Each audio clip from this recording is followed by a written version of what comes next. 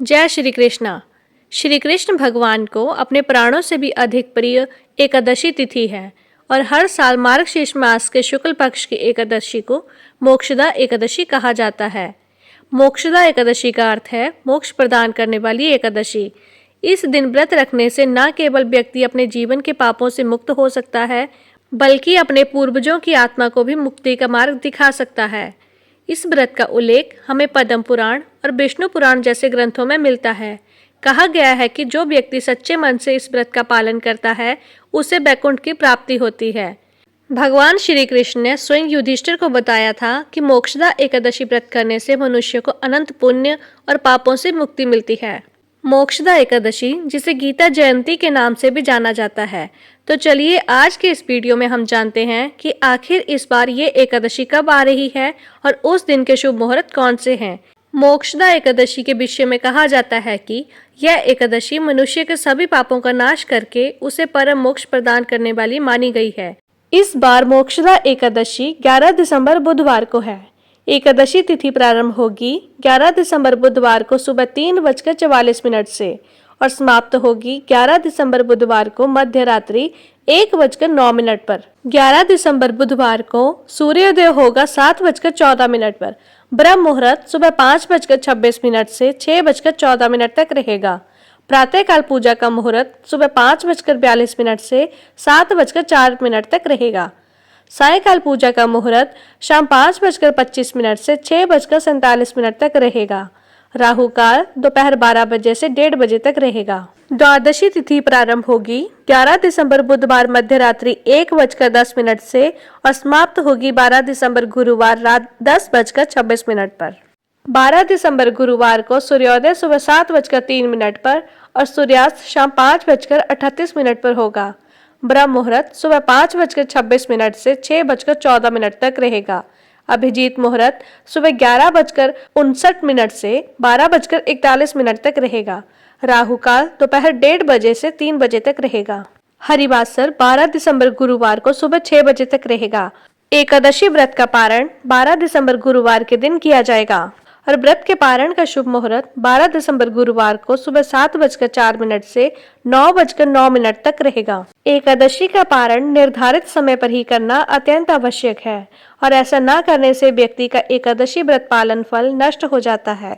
इसलिए ध्यान से निर्धारित पारण समय पर ही एकादशी व्रत का पारण करें। एक समय नारद मुनि के पूछने पर एकादशी का महत्व बताते हुए भगवान श्री हरि नारायण कहते हैं, हे नारद, एकादशी व्रत देवताओं के लिए भी दुर्लभ है। यह श्री कृष्ण प्रीति का जनक है और तपस्वी का श्रेष्ठ तप है। जैसे देवताओं में श्री कृष्ण और देवियों में प्रकृति, वर्णों में ब्राह्मण और वैष्णव में शिवजी श्रेष्ठ है, उसी प्रकार व्रतों में यह एकादशी व्रत सबसे श्रेष्ठ माना गया है। और इस बार की एकादशी तो वैसे भी विशेष है, क्योंकि यह मार्गशीर्ष मास जैसे भगवान को प्रिय महीने में आ रही है और दूसरा, यह एकादशी अपने नाम अनुसार मनुष्य को मोक्ष प्रदान करने वाली है। इस एकादशी की एक और विशेषता है और वह यह है कि इसी मोक्षदा एकादशी के दिन परम भगवान श्री कृष्ण ने कुरुक्षेत्र के युद्ध में अर्जुन को मोक्ष प्रदान करने के लिए गीता का दिव्य उपदेश दिया था। इसलिए इस दिन को गीता जयंती के नाम से भी जाना जाता है। कई स्थानों पर भक्तगण इस दिन कुरुक्षेत्र में एकत्रित होते हैं।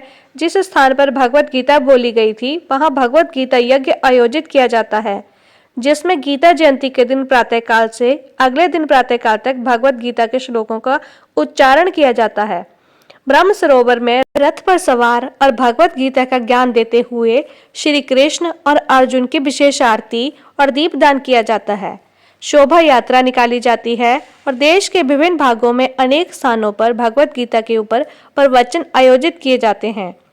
इसी एकादशी तिथि पर इस संपूर्ण ब्रह्मांड का सबसे पवित्र, सबसे महान और सबसे पुरातन दिव्य उपदेश सुनाया गया था।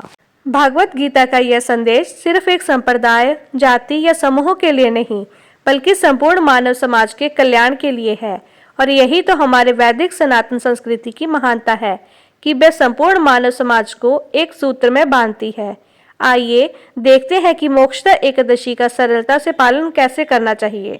तो जो भी भक्त इस एकादशी व्रत का पालन करते हैं उन्हें इस दिन ब्रह्म मुहूर्त में उठकर स्नान करके भगवान की मंगला या फिर उनका दर्शन और फिर भगवान विष्णु का पूजन करना चाहिए।